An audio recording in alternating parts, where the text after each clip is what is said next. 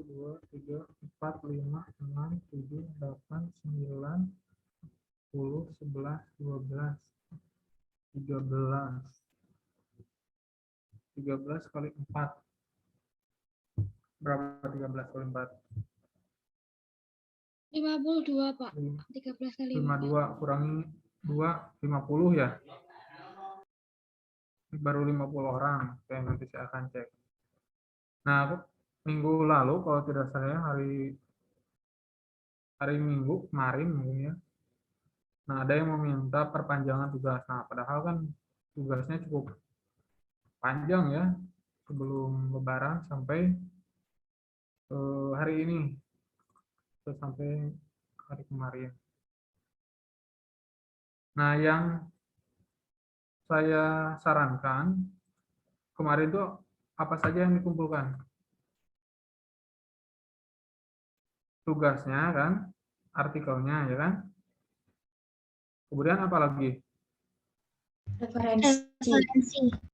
Referensi sudah. Terus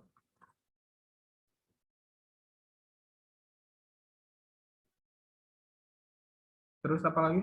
Satu lagi. Turnitin kalau nggak salah, Pak. Ya, hasil turnitinnya ya. Bentar. Saya cari yang sudah lengkap nih. Yang sudah mengumpulkan hasil turnitinnya siapa?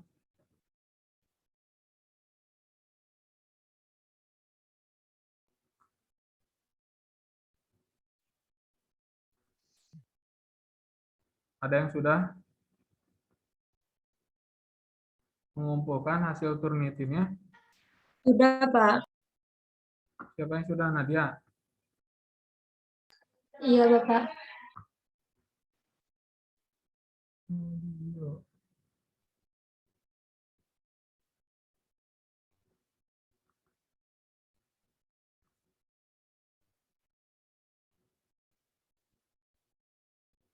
Nah, yang dikumpulkan itu ya, tolong salah seorang menjadi notulen juga ya. Satu, tugasnya berupa Microsoft Word yang ini ya. Kedua, referensi dalam satu folder seperti ini. Ketiga, nah hasil cek turnitinnya. Nah, seperti ini nih, turnitin kedua.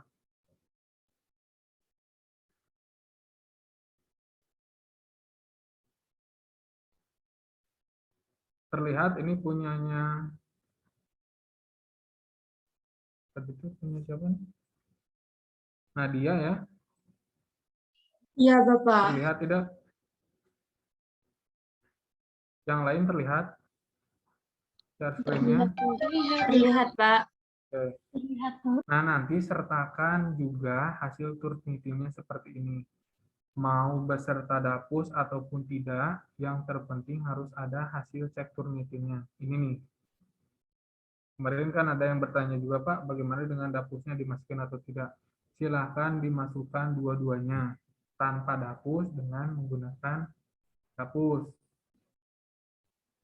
Nah, bagi yang belum, segera download, kemudian masukkan ke file ini. Ya. Jadi dokumen tugasnya, hasil cek turnitinnya, dengan atau tanpa dapus, sertakan di sini.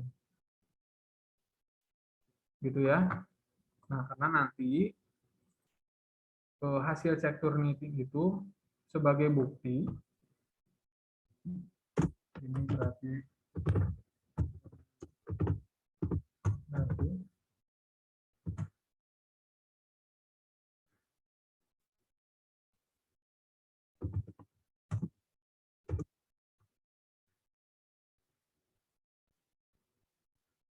nah, kalian akan menggunakan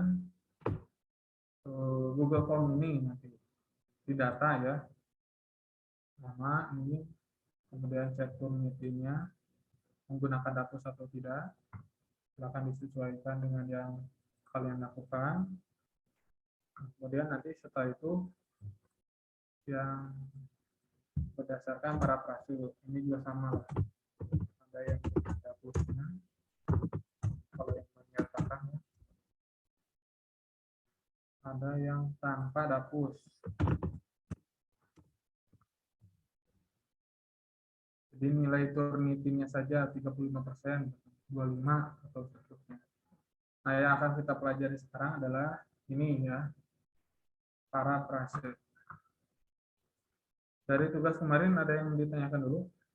Jadi yang kurang tadi yang saya cek itu hanya 2 orang ya. Yang pertama Adinda, terus Adisha. Nah, ini kan belum ada hasil Turnitinnya. Silahkan diupload. Yang lain juga sama. Itu sebagai bukti cek Turnitin pertama. Karena nanti akan dilakukan cek Turnitin sebanyak 2 kali. Cukup jelas? Salsabila jelas ya? Jelas, Pak. Jelas ya. Bagi yang belum menyertakan, segera diupload ke folder masing-masing.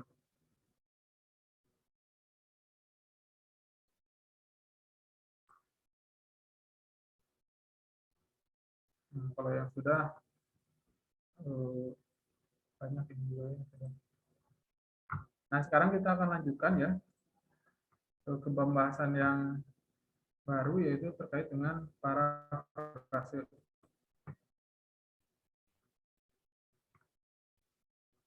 Sudah terlihat PPT-nya? Sudah, Pak. Sudah, Pak. Sudah ya. Baik. Nah, setelah melewati beberapa mata kuliah ya, ataupun tema penulisan dari dosen-dosen sebelumnya ya. Nah, kita akan lanjutkan. Tujuan akhirnya adalah mahasiswa bisa menulis sesuai dengan fokus penelitiannya masing-masing ya, atau ketertarikannya masing-masing, interestnya masing-masing. Akan tetapi perlu diingat bahwa tulisan seseorang tidak mungkin berasal dari diri sendiri kan. Pasti kita mengutip, membaca ya kan, menampilkan tabel, menambahkan gambar dan seterusnya untuk mendukung tulisan yang akan kita buat atau penelitian yang sedang kita rancang. Nah, apapun yang kita ambil dari tulisan orang lain itu akan disebut dengan plagiasi atau plagiat kalau sama persis dengan apa yang ditulis oleh orang lain. Contoh kasus yang cukup populer sekarang, lagunya ini Kangen Band. Ada yang tahu lagunya Kangen Band? Yang Cinta Sampai Mati. Ada yang tahu tidak? Gak ada yang tahu? Enggak, Pak. Oh, saya tampilkan dulu ya.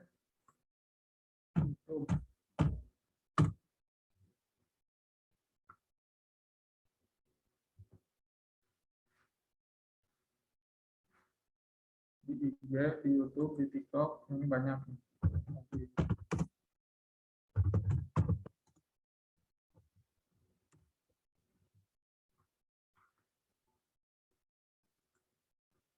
Nah, ini saya tampilkan ya.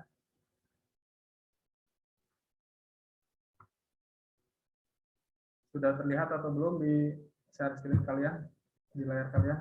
Sudah, Pak. Sudah, Pak. Sudah ya. Ada 2 judul, Cinta Sampai Mati. Yang bawah juga sama nih, Cinta Sampai Mati. Ada yang kenal Kangen Band? Ada, Pak. Ada yang kenal Rafa?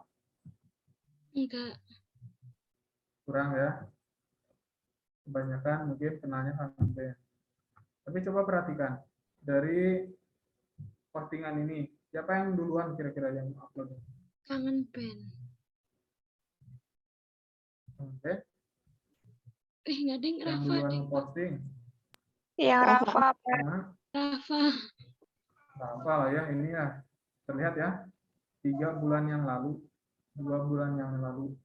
Tapi orang banyak melihat punya siapa? Punya Kangen Band ya, 41 juta ini 32 juta.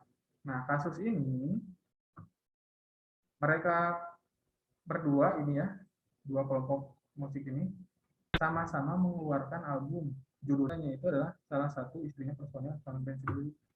Ini kasusnya ya, saling mengklaim bahwa lagu ini milik masing-masing.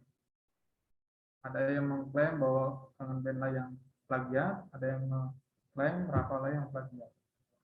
Nah, dalam kasus ini faktanya Rafa duluan lah yang upload, baru Kangen Band. Ini dari segi lagu ya, yang banyak orang dengar, tapi karena Kangen Band punya nama, ya orang lebih percaya bahwa ini karyanya Kangen Band. Nah, di penulisan karya tulis ilmiah juga sama. Akan disebut plagiat itu kalau tulisan kita sama persis dengan yang dimiliki oleh orang lain. Pasti kalau kita disebut plagiat itu mengambil dari tulisan yang diposting atau yang dipublish lebih dulu daripada tulisan kita. Gitu ya. Nah, untuk menghindari hal tersebut, kita wajib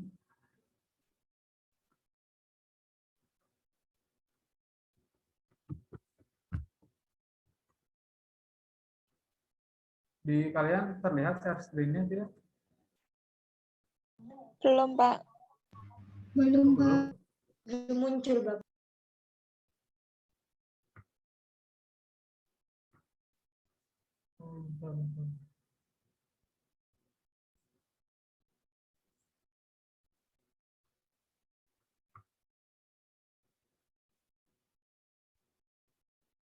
Oke, suaranya agak kecil katanya.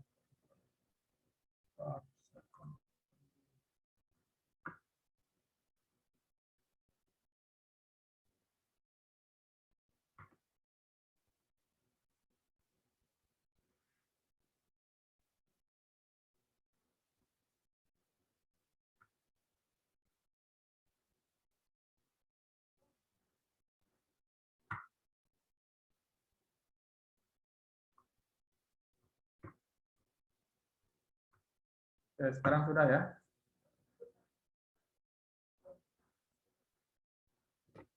Sudah terlihat ya.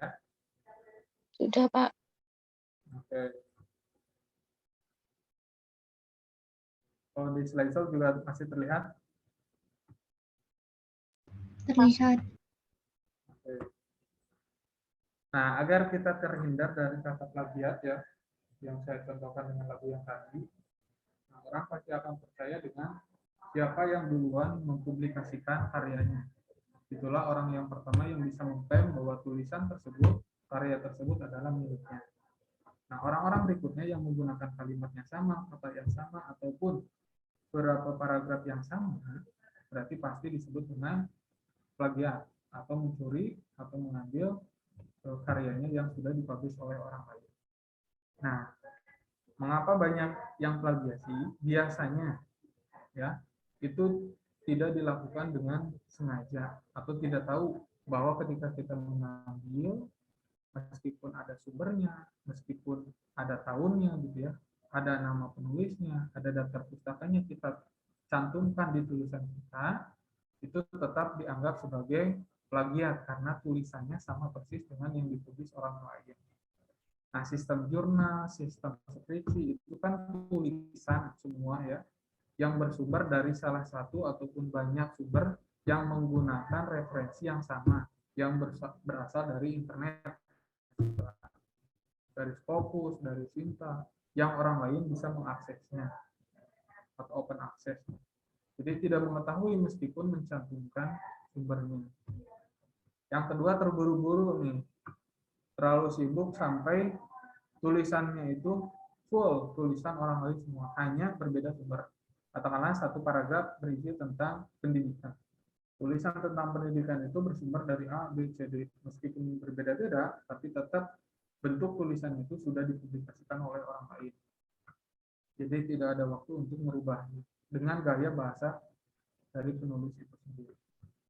Yang ketiga ini ya, kemarin minta tambahan waktu, kejar deadline, sibuk mengurusi kupat, tugas terbengkalai, gitu ya. Atau yang keempat, tidak punya ide, mentok nih, antara terlalu banyak idenya ataupun tidak punya sama sekali ide terkait penelitian yang akan diambil. Biasanya melihatnya hanya referensi terdekat, misalkan punyanya kakak tingkat tahun sebelumnya, oh sama-sama mengembangkan media, kita ambil, ganti saja materinya, ataupun berasal dari sumber yang lain yang mudah diakses, misalkan internet. Terus yang selanjutnya, anggapan milik sendiri. Nah, jadi berhak memilikinya karena sudah dipublish oleh orang lain, kita ambil, ya, terus kita cantumkan di tulisan yang akan kita publish. Jadi kita mengklaim bahwa tulisan itu kitalah yang buat, padahal struktur kalimatnya sudah dipublish oleh orang lain. Yang ke-6 selanjutnya, kurang keterampilan menulis. Nah, ini salah satu keterampilan yang memang diperlukan oleh seorang mahasiswa. Baik itu menulis di koran, ada yang sudah terbit di koran tulisannya angkatan 2021? Sudah, Pak. Udah, Pak. Sudah ya. Semester 1. Semester 1. Oke. Nah, itu kan bisa merasakan bagaimana tulisan yang diterima di koran, bagaimana tulisan yang diterima di jurnal, di Al-Fatihah dan seterusnya. Kalau mahasiswa belum punya keterampilan menulis, nah, keterampilan menulis itu muncul ketika memiliki keterampilan membaca, baik itu skimming ataupun scanning, tahu apa yang dibacanya, tahu apa yang akan diambilnya, baru beralih ke keterampilan menulis. Itu tidak bisa satu kali baca atau satu kali menulis, harus berulang-ulang. Jadi kalau menulis ya kumpulkan dulu sumber tulisan yang akan kalian muat. Baru di akhir lakukan parafrase atau lakukan editing. Jadi jangan menulis sambil mengedit. Nah, itu kegiatan yang kurang efektif. Jadi kalau menulis itu ya cari sumbernya banyak-banyak, masukkan saja dulu, baru nanti proses yang selanjutnya itu editing. Yang selanjutnya, keterampilan menulis dan meneliti yang lemah. Nah, meskipun kita banyak sumber yang kita gunakan, mengapa saya harus mengumpulkan referensi yang kalian gunakan? Karena harus benar-benar kalian baca, kalian miliki tulisan yang kalian cantumkan di sana. Nah, jangan-jangan hanya berasal dari potongan tulisan yang temanya sama dari salah satu sumber. Misalkan di Google Dokumen, ya, kan ada tuh tulisan yang potongan yang lainnya itu tertutup, ya, belum mereka publish, biasanya di Google Doc gitu ya, atau ya semacam penyedia tetapi tidak full versi mereka buka. Nah, jangan-jangan berasal dari sana. Nah, itu kan sumbernya kurang bisa dipercaya.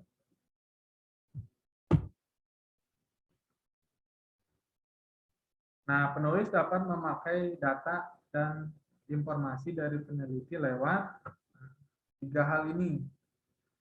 Yang pertama dengan summarize, ya, membaca informasi dan mensarikan atau meresum dari satu paragraf atau dari satu kalimat, intinya apa sih? Nah, barulah intinya itu yang akan kita kembangkan di tulisan kita. Tidak persis per kalimat itu sama. Bisa menggunakan kata-kata sinonim atau struktur kalimat yang berbeda. Yang terpenting isinya terangkum, tersummarize di tulisan yang akan kita muat nanti. Nah, menulis balik apa yang telah dinyatakan oleh peneliti sebelumnya. Nah, ini disebutnya parafrase. Kalau yang dia gunakan misalkan kalimat langsung, misalkan pendidikan adalah bla bla bla, kita balik, ya, definisinya dulu, baru adalah pendidikan, atau menggunakan kalimat berkebalikan. Kalau dia menggunakan kalimat aktif, nah kita rubah menggunakan kalimat pasif dan seterusnya. Atau cari kata-kata yang bisa kita rubah, baik itu satu kalimat langsung ataupun beberapa kata yang memiliki sinonim. Yang terpenting maknanya tidak hilang. Jadi bisa meringkasnya, kemudian dikembangkan menggunakan kata sendiri, atau kita merubahnya. Yang terpenting inti dari 2 poin ini, tulisan maknanya sama. Nah, yang ketiga bisa mengutip secara langsung atau quotation, biasanya ditandai dengan kata kutipan gitu ya. Contoh yang paling tidak mungkin kita parafrase, misalkan ya, penelitiannya melibatkan hadis atau melibatkan Al-Quran, melibatkan definisi undang-undang, kurikulum, dan seterusnya, yang mana isinya itu tidak mungkin kita lakukan perubahan, baik itu summarize ataupun parafrase. Ya, mau tidak mau itu harus menggunakan kutipan langsung. Nah, ini pasti kalian baca, kalian temui di masing-masing jurnal referensi kalian gunakan, ya. Meskipun temanya sama, definisinya berasal dari orang yang sama, pasti mereka menggunakan kalimat yang berbeda untuk menuangkan.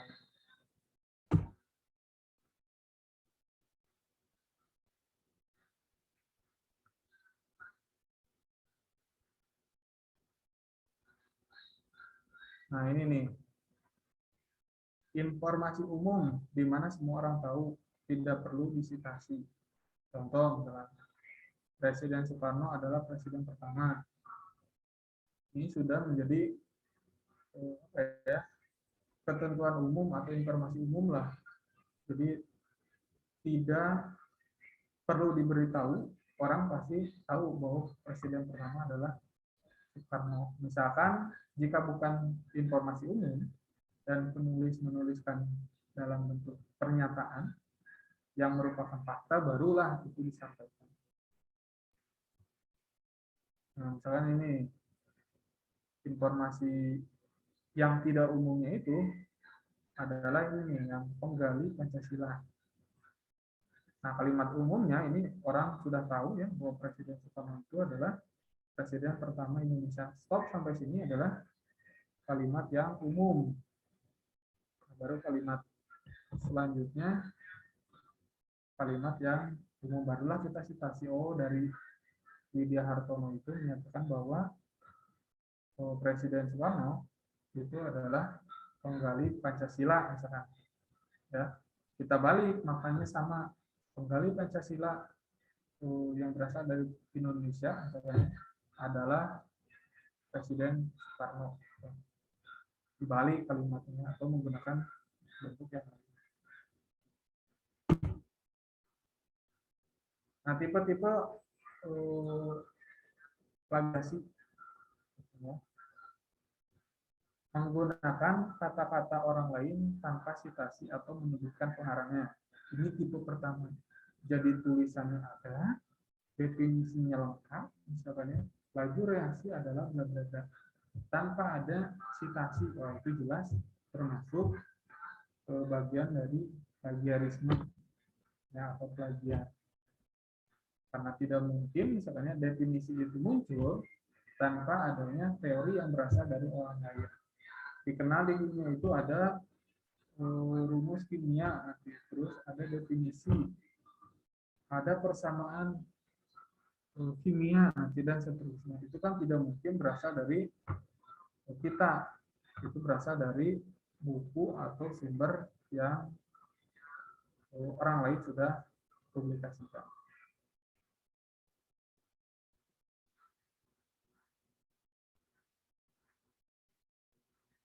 Nah, misalkan ini nih, nah, contoh terkait dengan definisi plagiarisme. Ini kan kalimatnya menjelaskan bahwa plagiarisme adalah reproduction someone else word, bla bla bla, gitu ya. Nah, ini tidak ada sumber tulisan ini berasal dari mana, siapa yang mengungkapkan ini, apakah dia orang yang pertama mengungkapkan definisi ini atau tidak. Nah, yang betul adalah kita menggunakan kalimat definisi ini disertakan dengan nama pengarang dan tahunnya, gitu ya, atau berasal dari sumber yang mana. Ini berasal dari handbook ya, sampai page-nya halaman berapa. Artinya tulisan kita itu memang ada dasarnya, ada sumber terpercaya. Itu tipe pertama.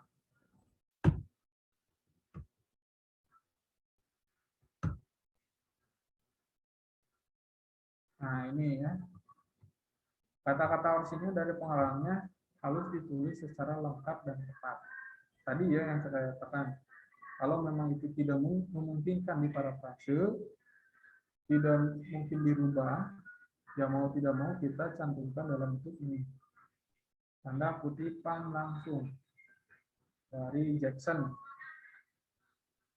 atau dari Peter Jackson berupa kalimat kutipan langsung. Di mana orang tahu kutipan itu tuh punyanya Jackson pada tahun 1988 di halaman 200. Bisa menggunakan tulisan yang sebelah kiri, ya, cara menulisnya sebelah kiri atau yang sebelah kanan. Nah, jika orang pertama menuliskan Jackson itu ya, tulisan Jackson tentang Buddha ini, tentang konsep Buddha ini sebelah kiri, seperti sebelah kiri, maka kita tidak boleh menuliskan hal yang sama seperti yang sebelah kiri, maka kita harus menulis seperti yang sebelah kanan. Maknanya sama, penulisnya juga sama, tapi gaya penulisannya yang berbeda. Ini kan intinya sama ya, akan tetapi dia menggunakan gaya penulisan yang berbeda.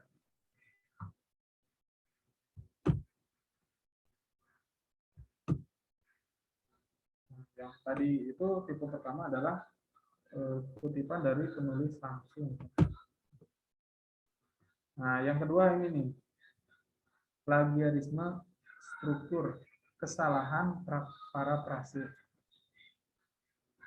Parafrase yang benar, pengungkapan kembali satu kalimat, informasi konsep dengan cara merubah konstruksi kalimat atau kata dengan citasi. Jadi intinya sama, tidak ada informasi yang hilang dari parafrase yang kita lakukan. Kita hanya mengganti beberapa kalimat, tapi maknanya sama, atau hanya beberapa kata, maknanya sama, tetapi inti kalimatnya tetap sama dengan yang dikemukakan oleh penulis sebelumnya. Yang kedua, pengungkapan kembali tetap menjadi makna asli dari kalimat, informasi atau konsep pertama dengan mencantumkan sumbernya. Nah, meskipun kita memparafrase, kita menulis ulang atau mencari kata yang sejenis agar struktur kalimat yang berbeda maknanya sama, tetap saja kita harus mencantumkan sumber penulisnya, tahun berapa dan sumbernya dari mana. Bukan berarti setelah kita memparafrase tulisan itu milik kita sendiri, ya. Nah, itu salah karena idenya tetap berasal dari orang sebelumnya atau peneliti sebelumnya. Jadi meskipun kita merubah gaya bahasanya, tetap itu bukan kalimat yang kita lontarkan sendiri. Kita hanya merubah cara penulisannya saja. Itu tipe kedua ya. Jadi inti parafrase itu ya dibaca dulu. Nah, bacanya jangan baca anak sekolah gitu ya, baca cepat saja, tetapi harus di scanning atau di skimming apa sih yang menjadi intinya. Kemudian kita pahami, kita menemukan pola dari definisi tersebut, baru kita tulis dengan gaya penulisan kita sendiri. Nah, itu baru teknik parafrase ya. Jadi kita tidak mungkin menulis kalau tidak diawali dengan membaca. Jadi bukan berarti penulis itu ya mereka tugasnya hanya menulis. Justru semakin banyak tulisan yang mereka ciptakan, artinya semakin banyak waktu yang mereka habiskan untuk proses membaca. Gitu ya. Jadi ya terlepas dari bacanya apa gitu ya, yang terpenting tulisan itu tidak akan muncul dengan sendirinya gitu ya, tanpa adanya inspirasi dari sebuah tulisan orang lain.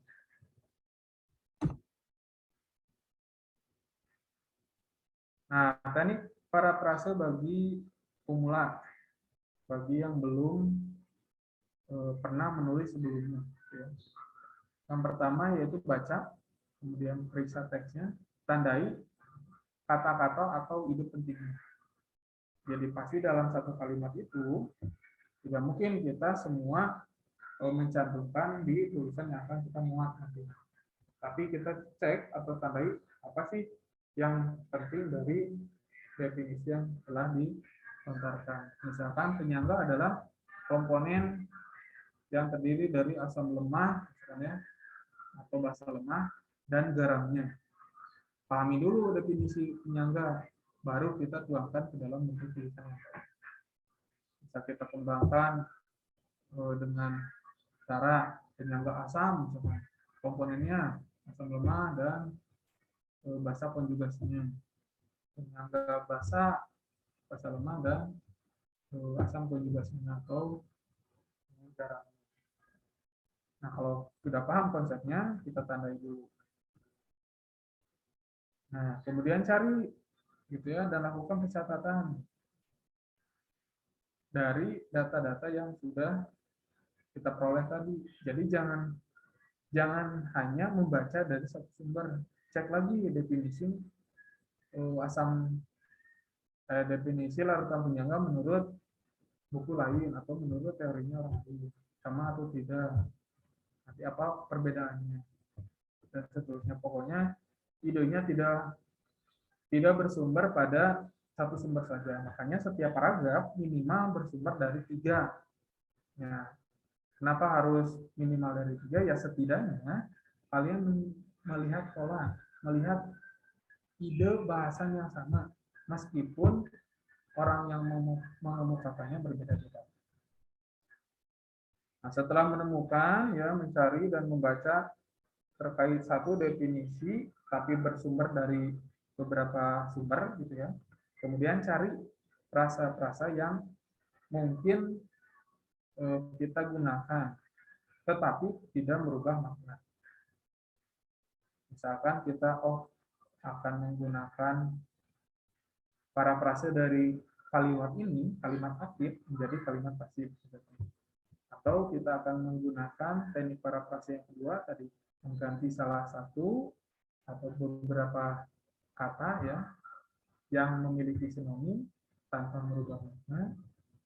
Yang terpenting ada rancangan apa parafrase yang akan kalian lakukan. Baru susun ulang parafrase tersebut sehingga memiliki makna yang sama dengan teks aslinya. Baru kita menuliskan. Baru putuskan tadi ya, apakah akan dijadikan kalimat pasif atau mengganti sinonimnya dan seterusnya. Baru produk dari satu tulisan atau kalimat tulisan setelah kita parafrase. Jadi yang paling banyak itu justru nanti di bagian membaca ini. Membaca, kemudian mencari ide-idenya dan mencari alternatif kalau kita merubah kalimat yang maknanya tetap sama atau teknik parafrase.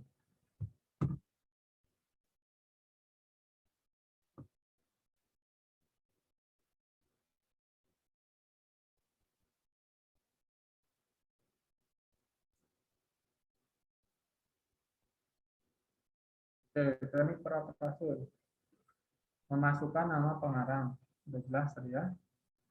Jadi meskipun kalimatnya berbeda-beda, sumbernya berbeda-beda pun, tetap kita harus mencantumkan pengarang. Kemudian restate atau ditulis struktur berbeda, tetapi maknanya sama.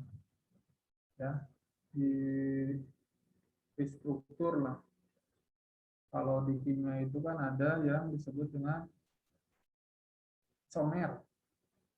Ya, rumus kimianya sama, tapi strukturnya berbeda. Nah, kalau di parafrase maknanya sama, tapi struktur kalimatnya berbeda. Nah, kalau kimia kan ada yang disebut dengan isomer, ya. Jadi tetap senyawa yang sama.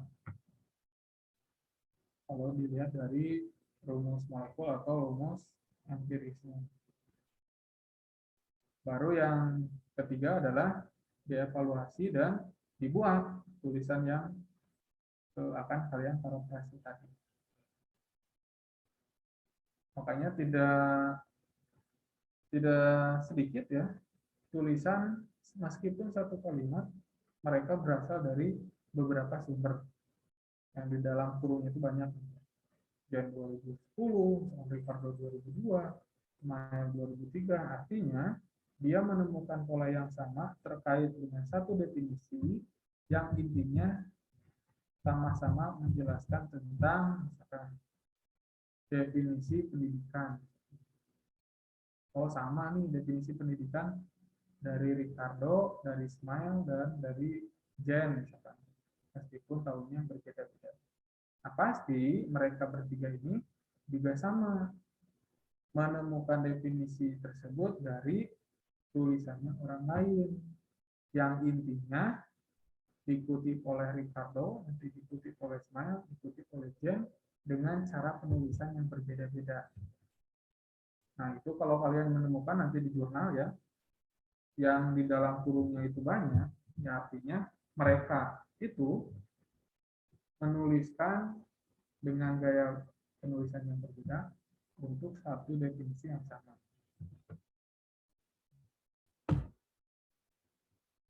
Nah, plagiarisme yang ketiga itu plagiarisme ide, ya, menuliskan ide orang lain sebagai idenya sendiri. Nah, ini biasa banyak ditemui di tulisan tugas akhir, skripsi, tesis, disertasi, dan yang lainnya. Ketika berbeda kampus, misalkan ada dari perpusnya UIN Bandung tentang penelitian miskonsepsi kimia. Mereka menggunakan materi tertentu di sekolah tertentu. Nah, kita gunakan tuh idenya sama-sama meneliti miskonsepsi, hanya berbeda sekolah saja. Instrumennya sama gitu ya. Kemudian indikator penilaian juga sama, materi yang diangkat juga sama, hanya berbeda subjek penelitian misalkan. Nah, itu plagiarisme yang paling berat gitu ya. Jadi mengklaim ide tersebut sebagai idenya sendiri, padahal ide tersebut sudah dipublish oleh orang lain.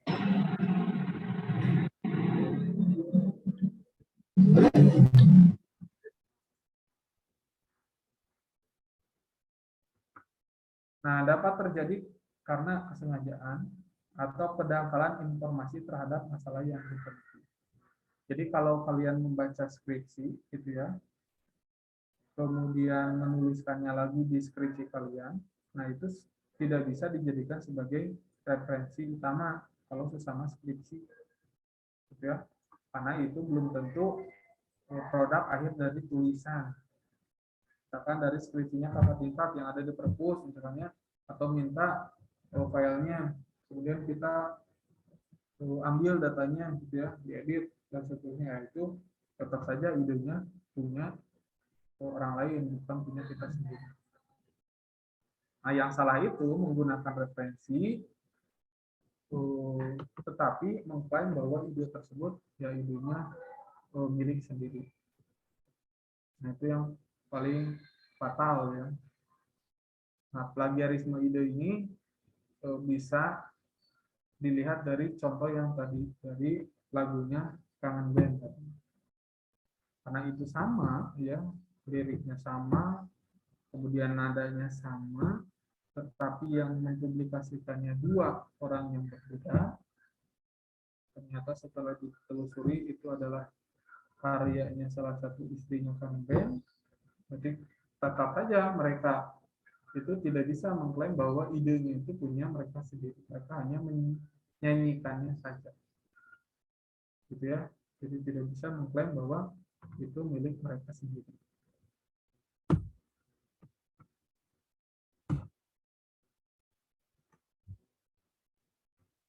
Bagaimana menggunakan sumber di internet?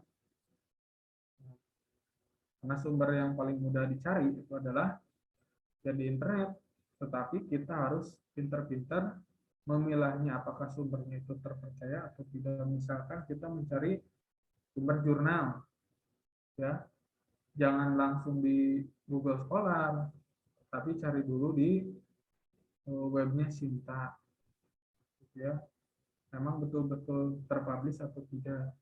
Kita bisa mengklasifikasikan, oh ini jurnalnya Sinta 1 berarti memiliki level yang cukup tinggi, level 2 sampai seterusnya. Biasanya kalau di Google Scholar kan pengklasifikasian itu tidak terlalu nampak gitu ya. Atau menggunakan referensi dari jurnal internasional, Scopus, Copernicus dan seterusnya. Nah, itu juga bisa kita gunakan.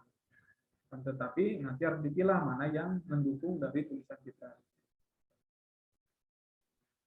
Nah, selanjutnya siapa yang dapat mempublish makalah jaminan kualitas bersifat relatif. Ya, tadi ya, ketika kita punya tulisan akan dipublish, ingat kita mengutip dari tulisan orang lain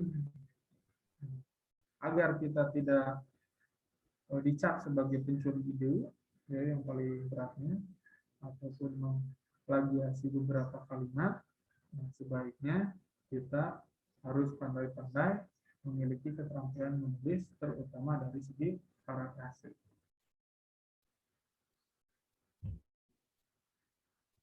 Banyak ya ini nanti sumber yang kenapa kita harus mencari sumber. Nah, ini sumber-sumber yang mungkin bisa dikatakan valid atau tidak valid ya. Ini yang sebelah kiri valid ya, jurnal, textbook, buku tahunan, statistik, WHO. Kalau kita kan ada dari dinas pendidikan ya, dan seterusnya berarti itu valid. Tapi kalau dari Wikipedia, Blogspot gitu ya, atau laporan praktikum gitu ya, meskipun itu tentang praktikumnya kimia murni gitu ya, tetapi itu belum bisa disebut data yang valid. Bisa jadi praktikumnya salah gitu ya. Tetapi harus berasal dari sumber yang terpercaya.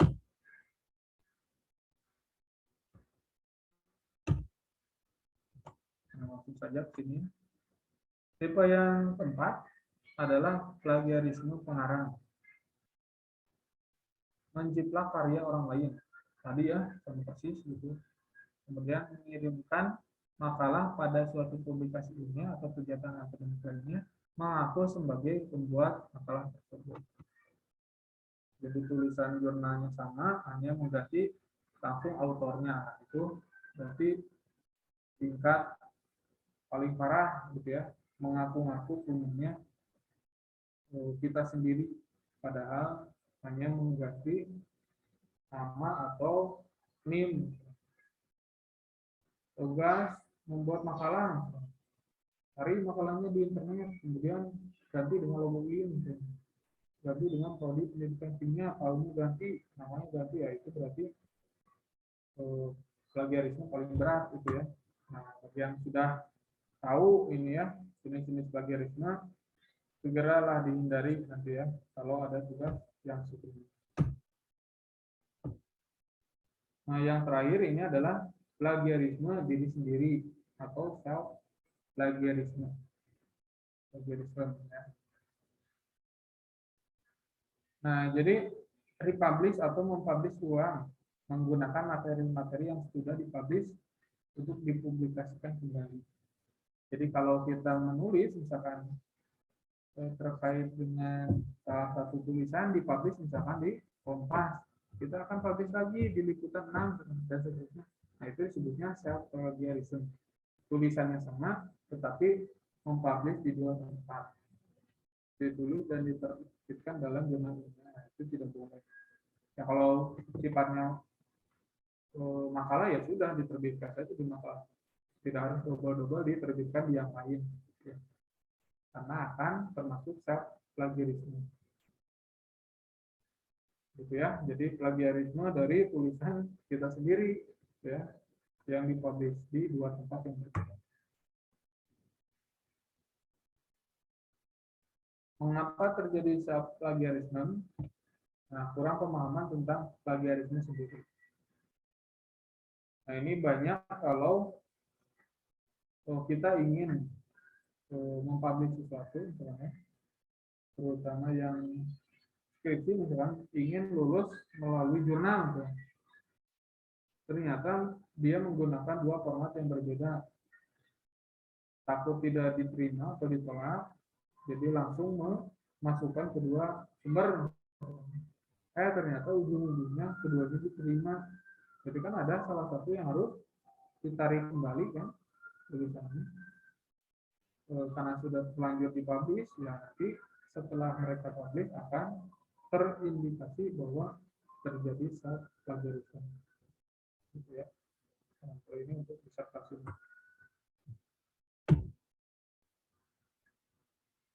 Pokoknya hindari seperti ini ya, cut atau copy paste, kemudian atau menduplikatnya, gitu.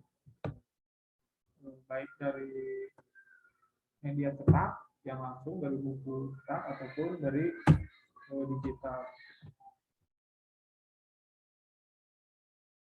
Nah, selanjutnya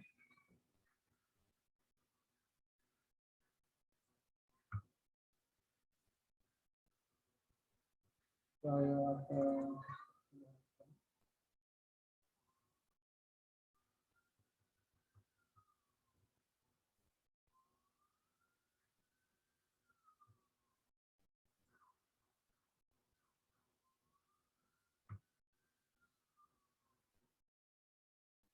untuk belajar bagaimana parafrase, ya, kalian bisa mencari di Google dengan, nah ini, sudah terlihat belum? Sudah, Pak. Sudah ya. Nah, banyak penyedia parafrase yang gratis, baik itu yang berbahasa Indonesia atau yang berbahasa Inggris. Ketika kalian ketik di Google parafrase, mau Indonesia ataupun umum ya, saya tuliskan yang umum, nanti kalian akan disediakan beberapa link nih. Parafrase online Indonesia, best preparation tool, preparation online, dan seterusnya ya. Ini yang sifatnya free ya. Nanti kalau mau upgrade juga bisa mereka berbayar dengan fitur yang premium, lebih lengkap lah cara parafrase. Nah, itu teknik yang pertama, bisa menggunakan yang sudah disediakan oleh Google secara gratis di websitenya yang dikembangkan oleh orang lain. Nah, yang akan saya contohkan sekarang adalah menggunakan akun premium yang disediakan oleh Prodi, yaitu menggunakan PioBot. Ya, nanti kalian kunjungi halaman ini, websitenya Tekim ya. Pada kolom ini nih, prosedur penulisan skripsi menggunakan software. Kita kan sudah menggunakan Turnitin ya kemarin. Sekarang kita menggunakan PioBot untuk teknik parafrase.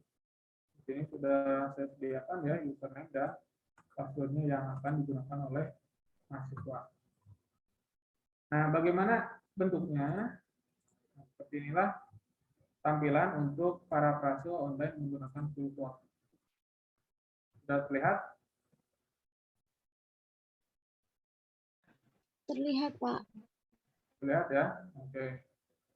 Nah, di sini kalian bisa juga cek grammar, selain menggunakan Grammarly gitu ya, kita menggunakan PioBot, bisa menggunakan plagiarism checker, selain menggunakan Turnitin, bisa co-writer, bisa resume, citation generator, dan seterusnya. Nah, yang akan kalian gunakan nanti adalah paraphraser. Ini. Ya, bagian memparafrase. Kita ambil salah satu contohnya dari tulisannya, ini saya contohkan dari tulisannya Adinda. Jangan deh. Yang udah ada ininya. Tadi itu yang sudah ada penelitiannya itu siapa? Ini Nadia ya?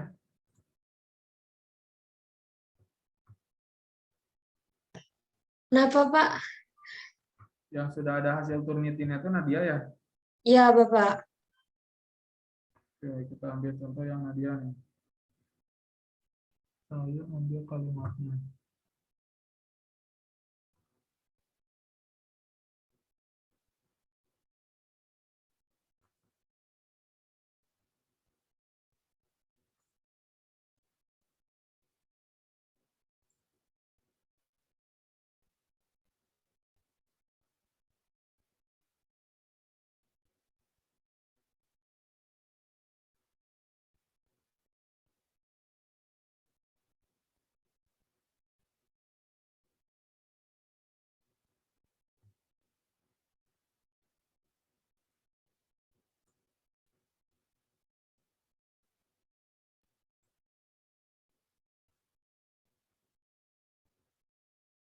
Sudah terlihat belum?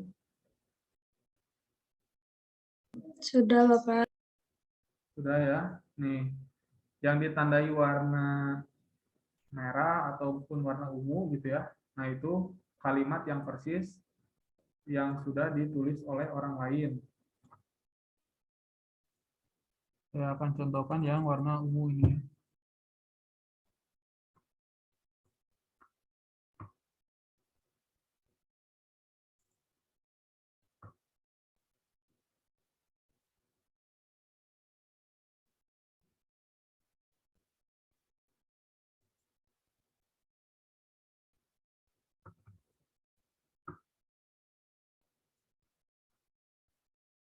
Susunan RPP.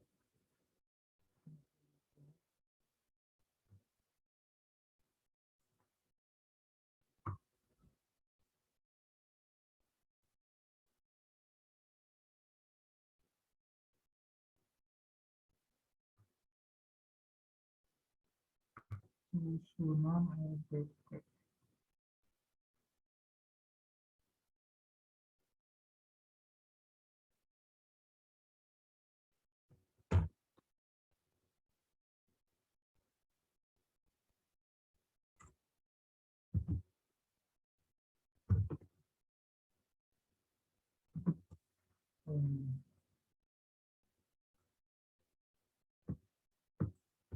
Ini kan tadi di penelitiannya ditandai warna ungu ya.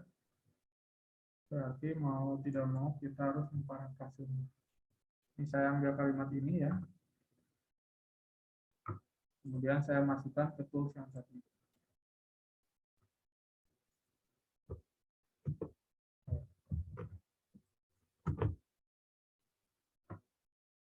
Nah, parafrase ini dia hanya mencari parafrase tipe kedua ini ya. Jadi mencari kata atau struktur kalimat yang memiliki sinonimnya. Baru kita klik paraphrasing.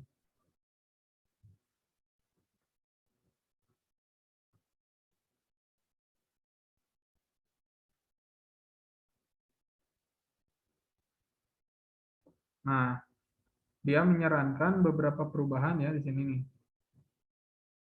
Dari asalnya berapa ini? 37 ya? Terlihat tidak ya? Di kalian terlihat tidak? Terlihat, Bapak. Terlihat ya? Dia parafrase secara otomatis sehingga menjadi 28 kalimat, artinya dia mereduksi sebanyak 9 kata ya. Kata, salah, bukan kalimat. 37 kata direduksi menjadi 28 kata. Tetapi maknanya tetap sama. Nah, yang dia rekomendasikan ini warna kuning yang digaris bawah kuning atau warna biru nih, hasil dari parafrasenya. Yang warna hitam ini dan kalimat awal itu tidak dia parafrase. Nah, artinya dia menggunakan teknik parafrase yang nanti tipe kedua gitu ya, untuk menghindari plagiarisme tipe kedua. Mencari kata atau mencari kalimat pengganti yang maknanya sama dengan tulisan awalnya. Nah, inilah yang akan kita gunakan nanti. Kalau dirasa sudah oke ya tulisannya, sudah baik, baru kita copy dan paste ke tulisan yang tadi diwarnai warna ungu. Baru lakukan parafrase. Kita ganti gitu ya kalimat yang di blok tadi warna ungu, merah, dan seterusnya ya. Nah, dengan kalimat yang baru. Nah, artinya kita sedang melakukan revisi menggunakan teknik parafrase.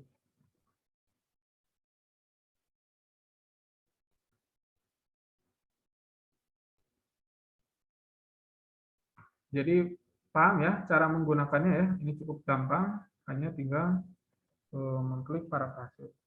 Kita bisa mengcopy nanti ya, atau bisa mengedit langsung di sini. Nah, kalimat atau kata apa yang bersinonim dengan ini, yang cocok gitu ya. Nah, dia rekomendasikan beberapa kata dan seterusnya. Kalau dirasa struktur kalimat dari kalimat ini masih belum pas gitu ya, bisa digunakan parafrase secara manual oleh kita sendiri. Ini adalah kalimat yang disarankan oleh Wilbot yang sudah dilakukan parafrase. Nah, tugas kedua minggu ini, setiap paragraf ya, kalian harus lakukan parafrase, terutama yang telah ditandai oleh Turnitin warna ungu, warna merah gitu ya, dan seterusnya. Kita balik lagi ke tugasnya. Nah, ini ya, ketika menemukan tulisan yang diwarnai seperti ini, terutama warna yang dominan gitu ya. Nah, ini warna yang dominan itu merah, ungu, ya ungu muda, dan ungu tua nih. Artinya kemiripannya terlalu banyak dengan jurnalnya Undiksa, jurnalnya Unkris, atau dari situs ID ini nih. Ya. Kemiripannya sama. Nah, berarti yang harus kita parafrase itu warna-warna yang memiliki poin terbesar untuk penilaian Turnitin. Berarti kan 35% ini kebanyakan miripnya tuh dengan jurnalnya ini, Undiksa dan Unkris. Nah, kita rubah, kita parafrase yang ini, yang diwarnai tadi, menggunakan Wilbot. Baru setelah itu, kalian lakukan cek Turnitin kembali. Paham tidak? Tugas minggu kedua. Paham, Pak. Oke. Di sini masih terlihat Google Doc. Terlihat? Terlihat, Pak. Lihat. Nah, jadi bentuk tugasnya itu kalian membuat tabel. Ya. Di tugas kedua berarti ya, tandai nanti formatnya sama, NIM, underscore nama lengkap, kemudian underscore parafrase. Isinya adalah kalian membuat tabel. Saya contohkan di sini ya.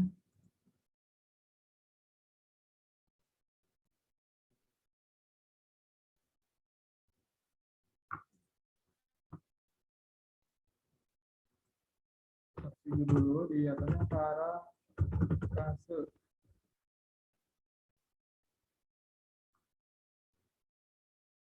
Kemudian ini kalian beri judul.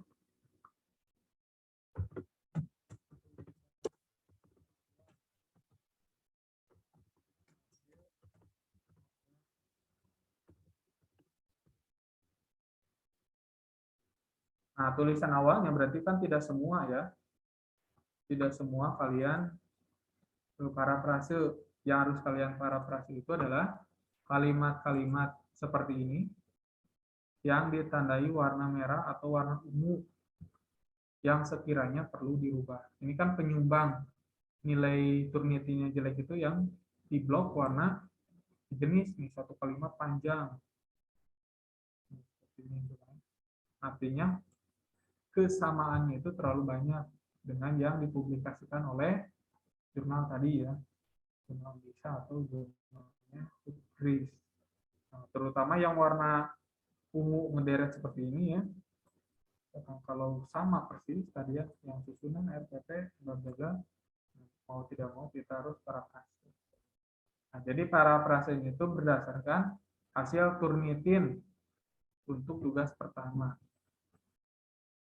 Nah, kalau parafrasenya berhasil, pasti hasil Turnitinnya itu nanti akan berkurang atau semakin turun. Gitu ya.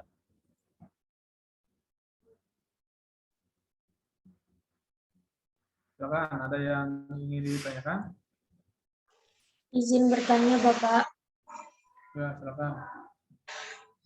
Nah, itu kan apa namanya kalau pendahuluan itu pasti ada argumen penguat kan, Pak. Misal tuh kita kan mau neliti PowerPoint bersuara, terus argumennya itu kan mengambil dari penelitian yang sebelumnya. Nah, itu kan banyakkan hasil sama nama sekolah itu yang kena blok itu, Pak, blok merah. Jadi gimana caranya mau parafrase, Pak? Terima kasih. Pertanyaan yang bagus ya. Yang di bloknya itu tadi warna merahnya itu sekolah ya? Iya, Bapak, itu Nah, penelitian sebelumnya. cantumkan saja nanti penelitian sebelumnya kan. Nah, cantumkannya itu adalah hasil penelitiannya saja tanpa adanya sekolah. Misalkan penelitiannya itu terkait apa tadi? PowerPoint bersuara, Pak. Nah, PowerPoint kan. Nah, cukup saja sampai sini nih. Yang sekolahnya tidak perlu dicantumkan karena itu kan punyanya orang lain. Misalkan hasil angket 40 peserta didik menyatakan bahwa 82,5% peserta didik kesulitan dalam buku yang dipahaminya. Nah, ini tidak perlu dicantumkan lagi si sekolah-sekolah yang mereka gunakan.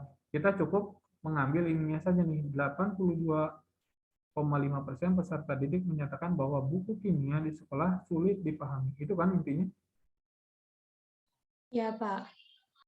Nah, jadi si sekolah-sekolahnya kita hilangkan. Pasti akan berkurang nanti si hasil Turnitin.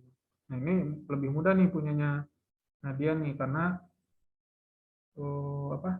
objek penelitian lah yang terindikasi sebagai plagiarismenya.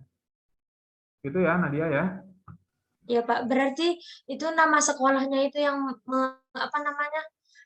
Mempengaruhi tingginya plagiarisme itu ya, Pak? Karena di tulisan yang ini itu sama dengan yang tulisannya orang lain, strukturnya dia nyebutin dulu Lembang Raya, SMA 1, Lembang Raya, SMA 2, Lembang Raya, dan seterusnya. Lebih baik kita hapus saja di objek penelitian yang mereka gunakan. Toh kita yang kita butuhkan kan kesimpulannya ya. Itu ya Nadia ya. Iya, Bapak. Terima kasih atas penjelasannya, Pak. Silakan yang lain. Pak, izin bertanya, Pak. Oh, silakan. Itu kan biasanya kalau kita udah pakai Googlebot, kan aku juga kemarin udah pakai Googlebot kan, Pak. Nah, itu nih banyak kan tuh pas diturnitin, kena itu per kata gitu, Pak. Itu gimana, Pak, cara kita parafrasenya, Pak? Soalnya kan aku pakai ide. Itu kena turnitin, terus hack order thinking itu kena parafrase gitu. Kena plagiasi. Itu gimana, Pak, ya cara kita mengatasinya tuh, Pak? Itu kan bukan per kalimat, per kata gitu, Pak, kena plagiasi. Dan itu pun banyak. Ya. Oke. Nah, kalau itu masih ditoleransi ya, Jaki ya. Jadi kalimat-kalimat umum misalkan ada yang sering membawa blended learning misalnya atau COVID-19 perkata nih.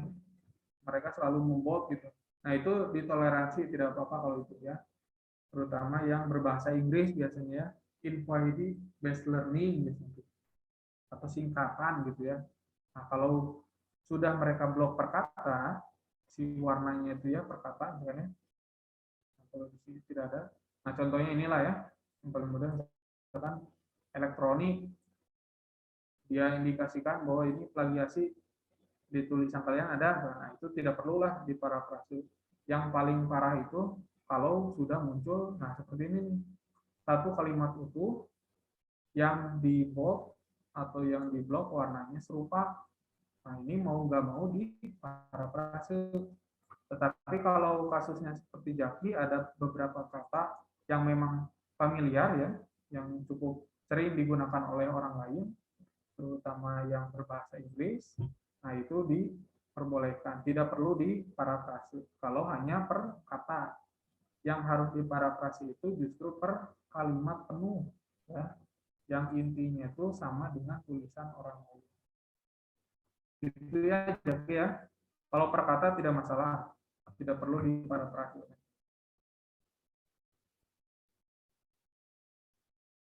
Gitu ya, Jaki ya. Baik, Pak, terima kasih, Pak. Sama sekali kok tanya, Pak. Ya, Kan saya pakai Turnitin yang di Prodi itu, Pak, ya.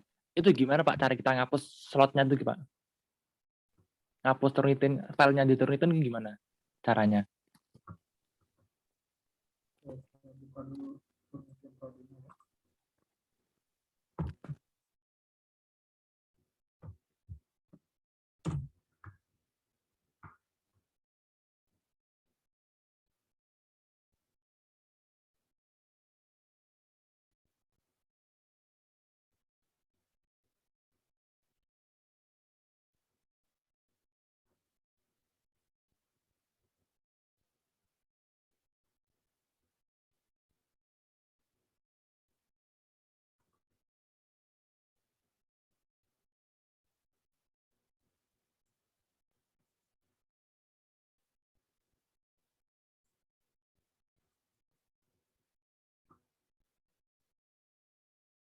Oke, sambil menunggu pertanyaan yang lain.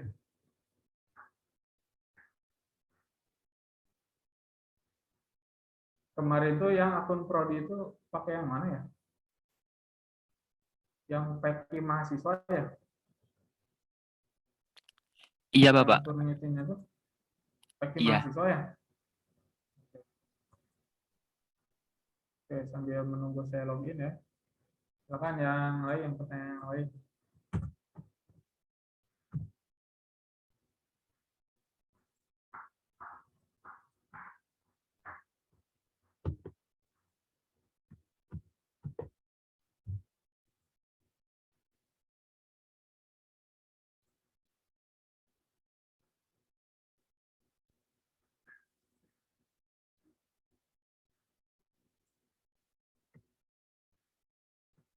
Silakan pertanyaan yang lain ada sih.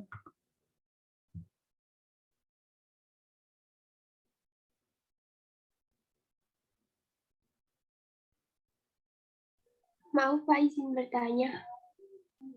Silakan.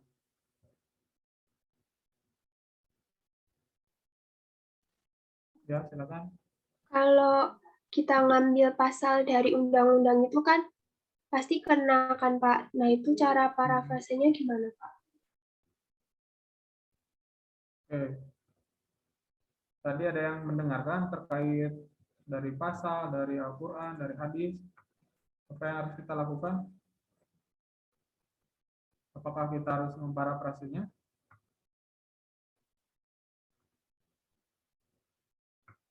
Coba tadi ada yang mendengarkan tidak?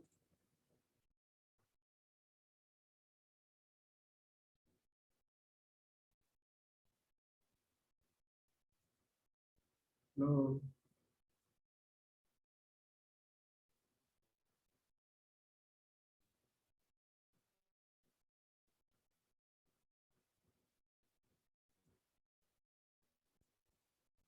gimana tadi kalau berasal dari pasal?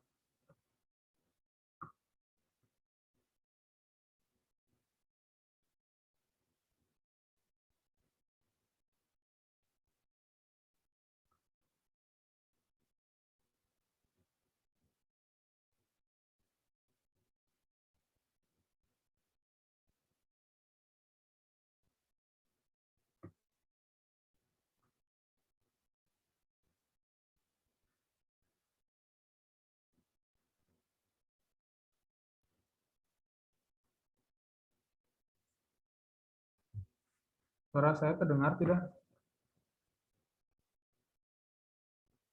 Terdengar, Pak. Oke, gimana kalau kita berasal dari pasal tadi?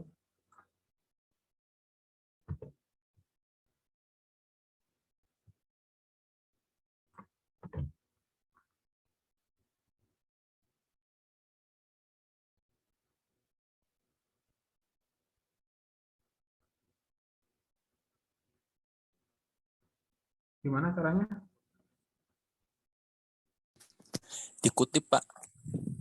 Oke. Di parafrase tidak? Enggak, Nggak perlu, Oke, Bapak. tidak ya. soalnya Ya, udah kalau paten. berasal dari salah satu sumber, misalkan tadi pasal, kurikulum, teks kurikulum gitu ya, atau undang-undang, atau dari hadis, dari Al-Quran gitu ya, tetapi kita membutuhkan sebagai referensinya, berarti lakukan kutipan langsung. Tetap harus dicantumkan sumbernya. Kalau di bold, Pak, misalkannya di blok warnanya ternyata yang dominan di Turnitin, yaitu tidak perlu kita parafrase gitu ya. Tuliskan saja di tugas kedua itu berasal dari apa, kurikulum, undang-undang atau apa, di kolom yang hasil parafrasenya tadi. Artinya kita tidak mungkin merubah dia ke dalam bentuk yang lain. Tidak mungkin diparafrase. Gitu ya. Baik, Pak. Terima kasih. Oke.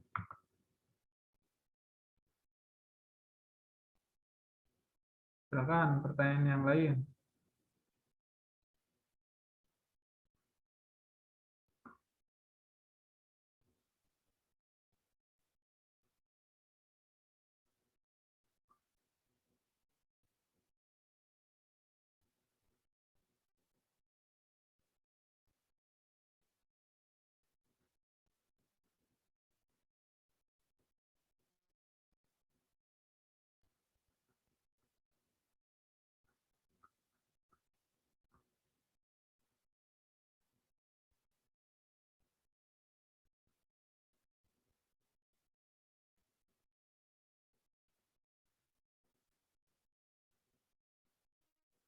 Tidak ada?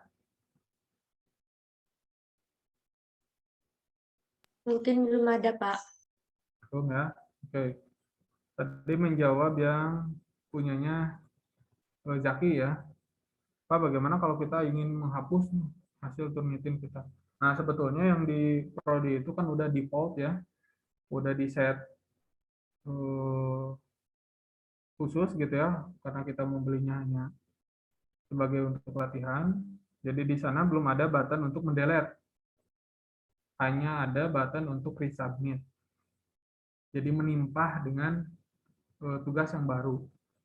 Nah, artinya jejak kita menggunakan Turnitin masih bisa dilihat oleh orang lain. Tapi akun itu beberapa ya hari ke belakang ya, sebelum saya share ke kalian, itu memang langsung otomatis membersihkan data yang sudah digunakan di Turnitin. Jadi kalau tidak salah 3 atau 1 minggu ya, nah hasil saya Turnitin di sana itu sudah langsung hilang. Makanya ketika sudah Turnitin kalian di akun Prodi, langsung saja download daripada tertimpa atau hilang dengan settingan default dari penyediaannya. Gitu ya Jaki ya. Jadi tidak apa-apalah ada tulisan kita di sana ya. Yang terpenting langsung download dan.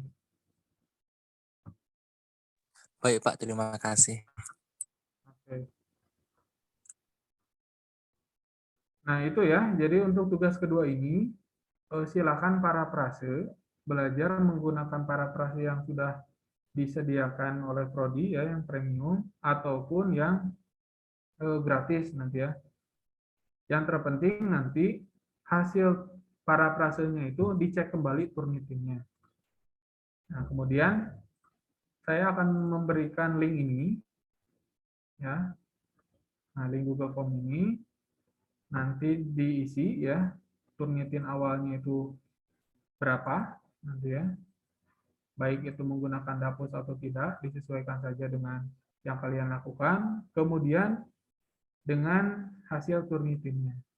Jadi Google Form ini diisi setelah tugas kedua diselesaikan. Karena perlu hasil Turnitin dari tulisan yang sudah diparafrase.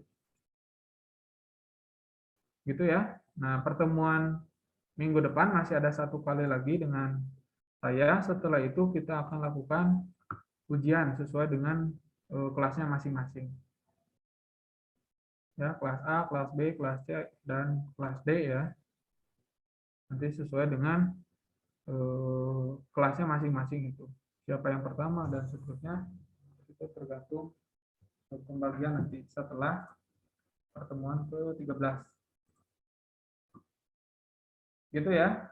Nah, ini saya contohkan di punyanya tugasnya Nadia tadi ya. Jadi kalian membuat lagi satu halaman ya, atau satu file di Microsoft Word yang isinya parafrase, kemudian tulisan awalnya seperti apa, hasil parafrasenya seperti apa, dan kemudian dicek Turnitin setelah kalian mengganti atau memparafrase. Dan selanjutnya diupload ke sini ya, ke folder masing-masing sesuai namanya. Jadi tugas kedua nanti ditandainya. Name, nama, underscore tugas kedua. Hasil Turnitinnya juga sama. Tugas kedua. Di rename ya. Nah, itu saja ya sebelum laptop saya mati ini, karena di sini mati lampu. Kalau tidak ada pertanyaan, mari kita akhiri dengan bacaan hamdalah. Alhamdulillahirobbilalamin. Batas pengerjaannya cukup 1 minggu ya, karena minggu depan harus ganti topik dengan topik yang baru. Baik, untuk perkuliahan hari ini saya rasa cukup. Saya akhiri. Assalamualaikum warahmatullahi wabarakatuh.